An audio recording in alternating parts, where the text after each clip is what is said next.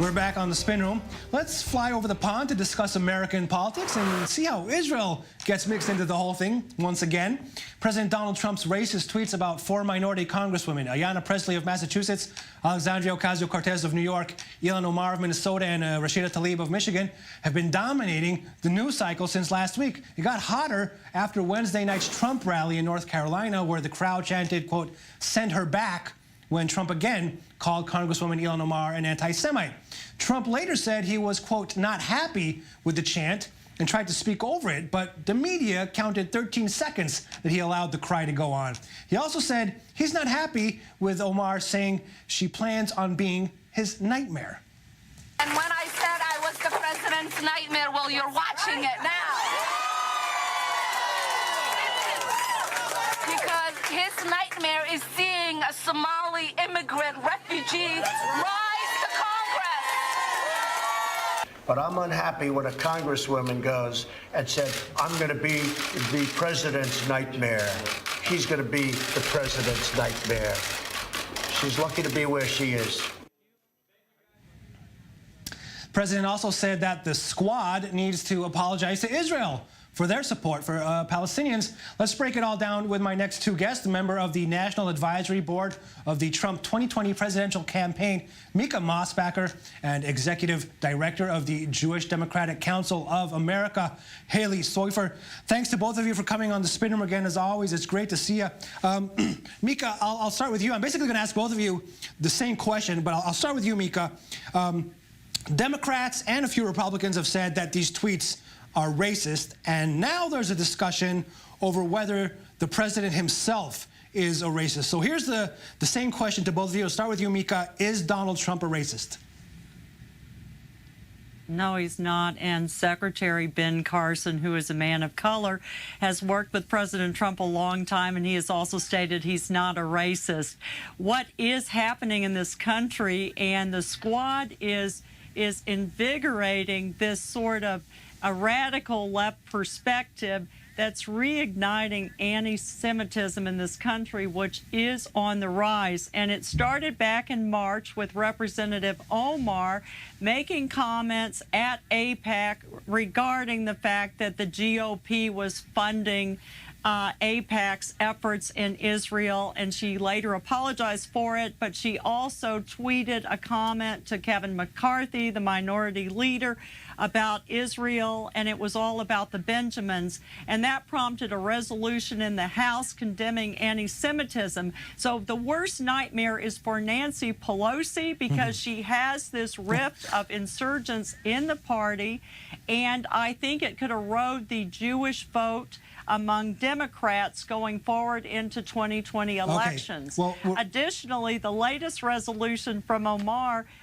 last week condemning boycotting, it boycotts Israel, is also receiving outcry from leadership in the House. But before that, I want to go to Haley first. And Haley, in your response to Mica, I also want you to answer that question really quickly. Is Donald Trump a racist? What the president has done, even going back to when he was a candidate, is use hatred and division to divide Americans. He has used not only racism, but Islamophobia, xenophobia, and yes, even anti-Semitism. He has repeated conspiracy theories and anti-Semitic tropes. So he, in fact, has emboldened racism. And what he said about these 4 members of Congress was, in fact, patently racist. Racists and anti-Semites and xenophobes believe he is their ally. So we could debate whether he's a racist, but he has ignited the flames of racism in our country, and he has said racist things, including these tweets, including what he incited at that rally in North Carolina. Okay. Yeah, let's talk. And no, this will not impact the vote. As Mica said, in favor of Republicans at all. To the contrary, Jewish voters feel increasingly insecure. 73% feel less secure than they did 2 years ago. And a majority of them associate their rising insecurity with the hatred that has begun with Donald Trump. You mentioned again that North Carolina rally. I have to take issue with that. Okay, go ahead, Mica. Quickly, go ahead. I have to take issue with that. Well, first of all, it was unprompted for Ocasio-Cortez to compare our border facilities to concentration camps during the Holocaust. I take offense to that. My late husband was Jewish. He lost relatives in the Holocaust, and that minimizes the 6 million deaths that occurred during that time. So I think that that had nothing to do with Donald Trump. There's a crisis at the border. I think Americans would like the Do-Nothing Congress to fix the border crisis that both sides now acknowledge.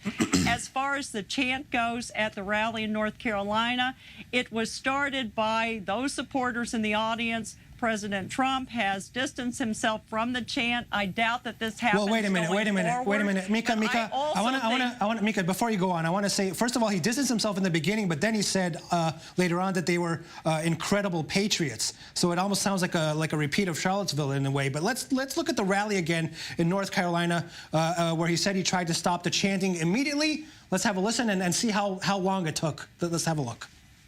Why didn't you stop them? Why didn't you ask them to stop saying that? Well, number one, I think I did. I started speaking very quickly. It really was a loud, I disagree with it, by the way, but it was quite a chant, and I felt a little bit badly about it, but I will say this, I did, and I started speaking very quickly, but it started up rather fast, as you probably noticed.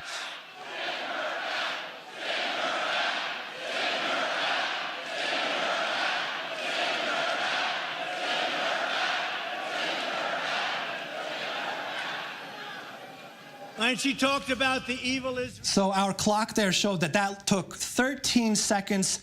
Haley, how do you see those remarks from the president saying he tried to stop it, but it was going on there for 13 seconds, maybe even more?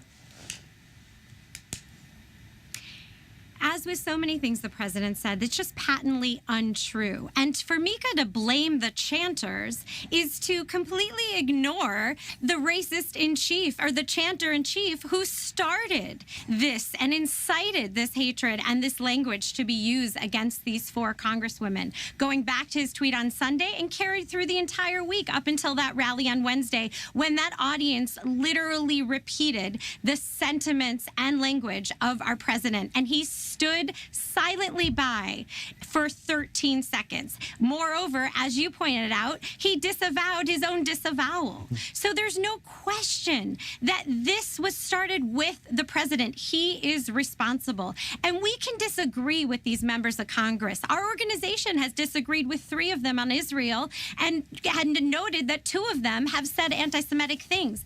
That is no excuse for racism. Jews don't want to be used as political pawns in the president's re-election. Okay. And to invoke anti-Semitism or even Israel in this debate is offensive to Jews. Yeah, that's actually a good segue to my next question to Mica. What is offensive? Wait a minute, Mica, just a second, about using Israel, because Trump in his tweets recently has really been invoking Israel almost in every tweet when it comes to this issue with the squad. Here's the last one. He says, "I don't believe the 4 congresswomen are capable of loving our country. They should apologize to America and Israel for the horrible, hateful things they have said." Mica, you know, is making Israel a partisan football in this mudslinging, is that a good thing for Israel? Well, I look at the fact that Israel is such an important strategic partner, especially with what's going on with the provocations with Iran in the region. And I think that, secondly, we have to think about the fact that the United States has had $3 billion worth of aid over the last decade to Israel. They have shut down the F-35 sales to Turkey while allowing Israel to purchase F-35 fighter jets. President Trump has done what no other American has had the courage to do as president, and that's to recognize the Golan Heights. What he is doing is to push back against what the Department of Justice has said recently in a conference last week that was kicked off by Attorney General Barr, that anti-Semitism is on the rise in the United States since 2014. The FBI has identified a number of groups, including BDS movement on college campuses, that are inciting violence against Jews. Look at what happened at the Tree of Life Synagogue in Pittsburgh.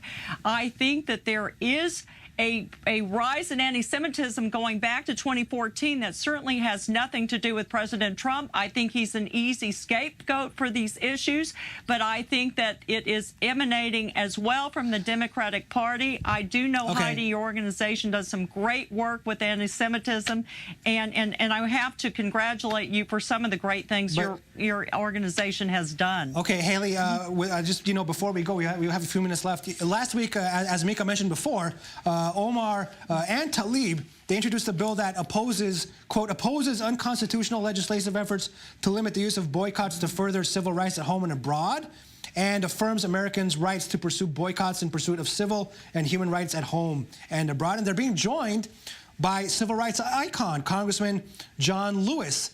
Where do you stand on this? Should Americans have the right to boycott Israel, or for that matter, any country that they want to? Well, these are the two members of Congress, Omar and Tlaib, the two out of over 270 Democrats in the House and Senate and John who Lewis do support the BDS movement, and we have differed with them on that. Yeah. We have differed. We strongly oppose the global BDS movement, and we are not supporting that legislation, though we support every American's right to free speech. But importantly, whether you differ with a member of Congress or any American for that matter, racism and hatred from which we've seen the president espouse, not only in the past week, but throughout his presidency, is never justified. Two wrongs do not make a right here. And what the president said is unjustifiable. The relationship with Israel should not be a political football. The $3.8 billion in aid that was finalized under President Obama for the next 10 years, that should not be politicized. We strongly support that going forward. And this administration has aimed to politicizing it, including by using Israel as a justification for the president's racist screed, and we reject it. If you could just both answer really quickly to two members of the squad, Tlaib and Omar. Mica are going to visit Israel in a few weeks, and there was a possibility that they wouldn't be allowed in because, according to Israel's anti-boycott laws, Israel could prevent them from coming in. What do you make of the Israeli decision to allow them in? Really quick answer. Well, I think Israeli Ambassador Dermer has said that out of respect for the U.S. and the U.S. Congress, that they will be allowed in, and I hope that they learn and appreciate the very important relationship and alliance that the United States has with Israel. Okay, and last response there, Haley, 30 seconds, please. They should definitely be allowed in. They are members of Congress. They were elected by their constituents, and it's very important that they see on the ground exactly what is happening there, and they must, see both sides, of course, to get that perspective. But it's important that they visit, and I think it was the right decision to let them in. Okay, that's going to be a visit that a lot of people are going to be watching. I appreciate you both, as usual, for coming on the show. Mica Mosbacher and Haley Seufer, thank you very much for joining me today on The Spin. It was a pleasure.